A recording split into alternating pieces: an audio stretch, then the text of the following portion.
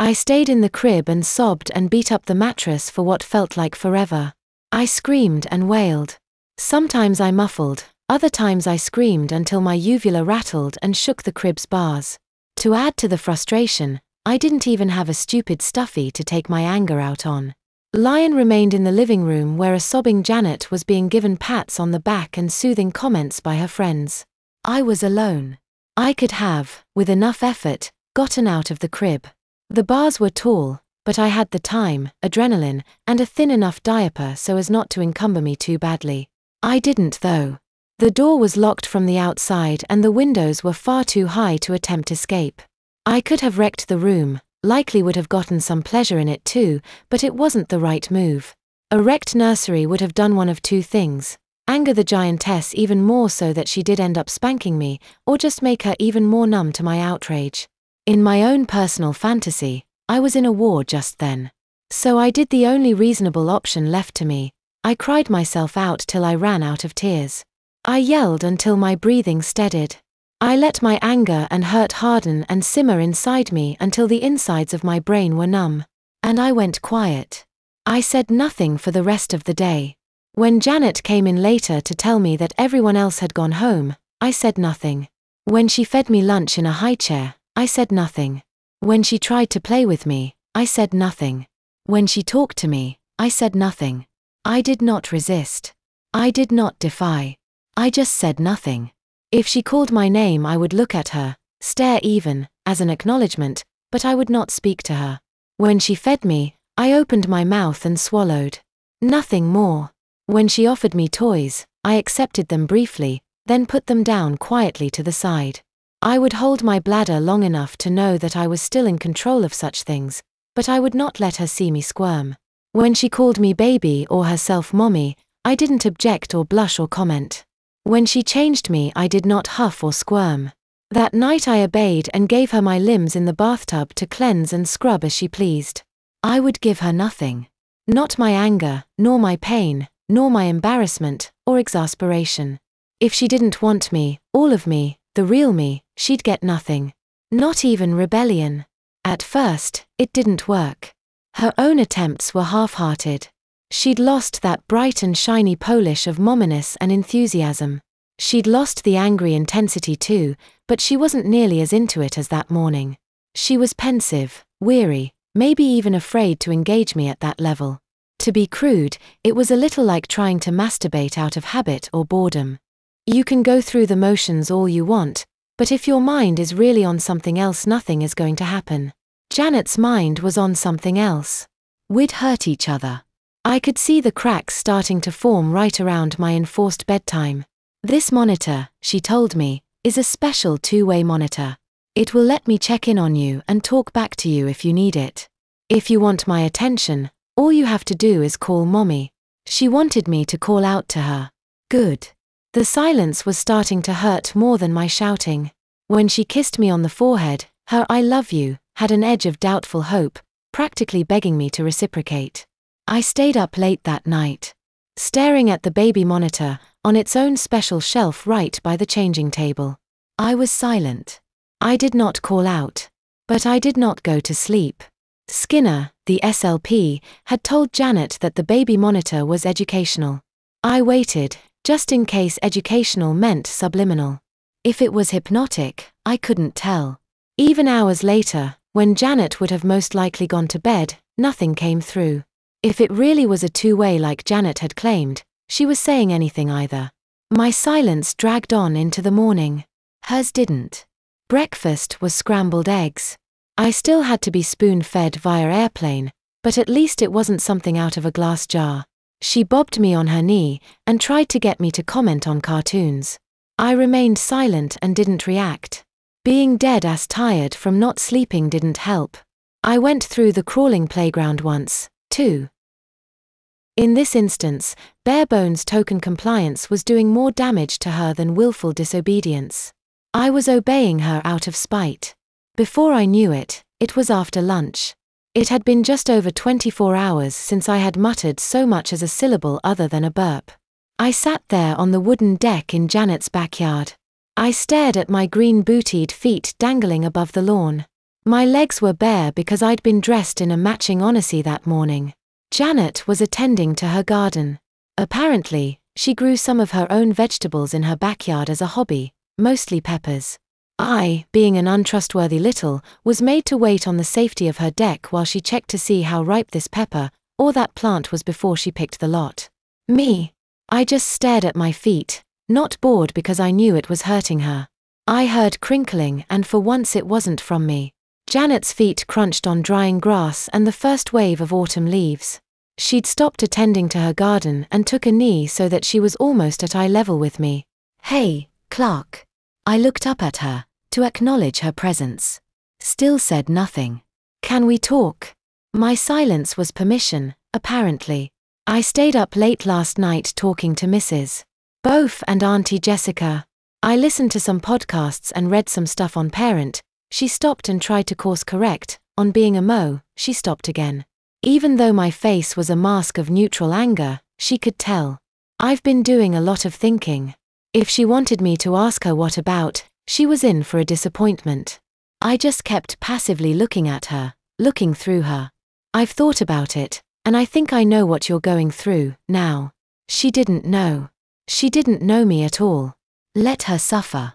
She rattled off a list anyway. The world is new again, and everyone is treating you differently, and no one is asking you what you want, and they're trying to anticipate your needs instead of asking for your needs, and that makes it feel like they're not listening. And you're meeting new people and about to go to school, and even though it's familiar, it's in a new context, and that's scary.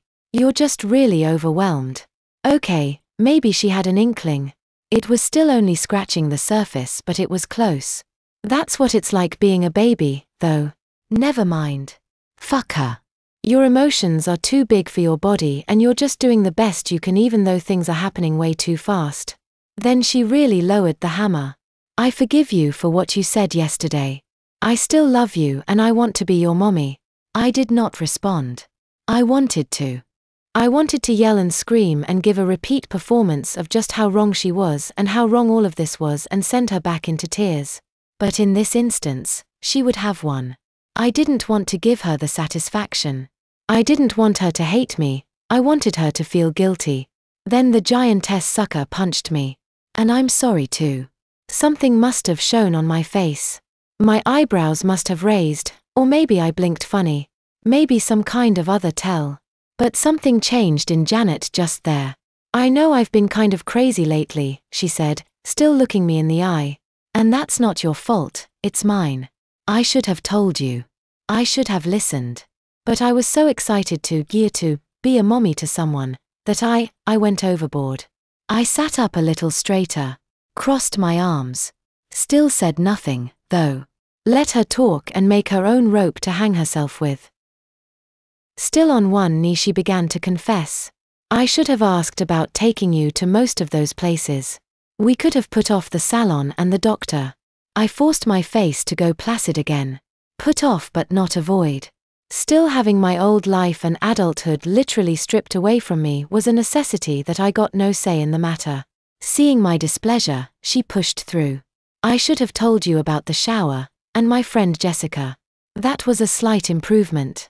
Her best bud wasn't Auntie, now. So there was that. Still not enough. I've just been so baby crazy lately because, she stopped. Because you've been wanting to baby me before this," I said, finally breaking my silence. It was an accusation, stated as fact. Silence is a tool. So are carefully chosen words spoken at the perfect time.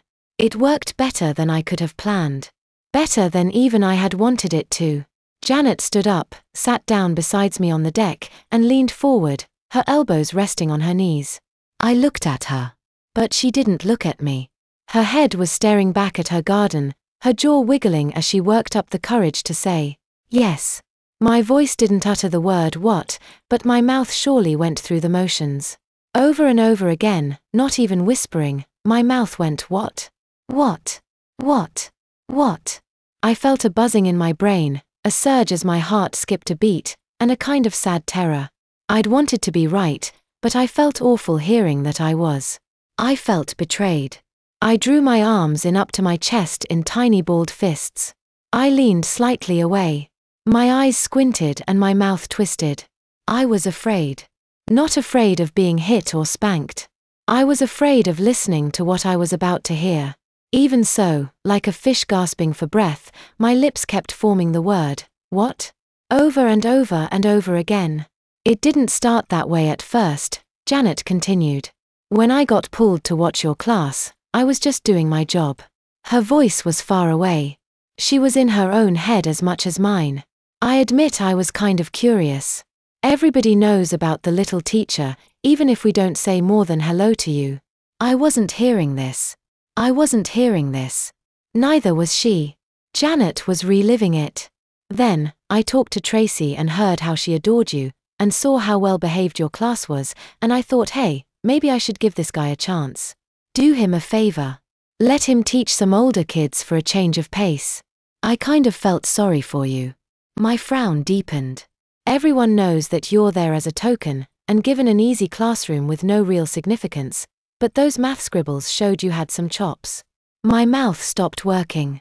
I was using it to breathe, my nose becoming clogged and threatening to drip from something besides hay fever. And then you came into my room, and there was that thing with Jeremy. And you taught a good lesson. A really good one. She sounded almost sad. And then I found I was starting to like you more. As a friend. She laughed to herself, even though it didn't sound happy. I had a mature, adult little friend. I was still staring in disbelief at what I was hearing. She still hadn't looked me in the eyes. In a weird way, that's how I knew she was telling me the truth, just then. And I really liked you. You're funny, clever, polite, insightful. You can be tactful when you want to be. And when you trust someone, you give them your all. I liked that about you. She paused and looked at me for the first time. You're kind of a know-it-all, and you definitely like to toe the line, but that didn't detract from what I liked. In a weird way, I liked that confidence and stupid bravery.